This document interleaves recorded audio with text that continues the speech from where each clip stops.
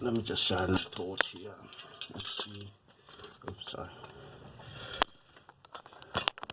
I'm trying to show you how it looks like after I've cleaned it in there. As you can see,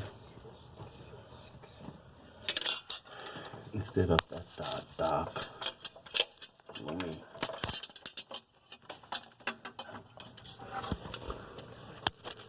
There you go.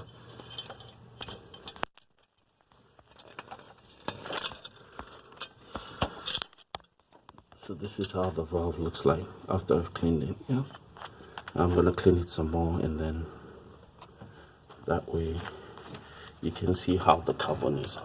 Yeah.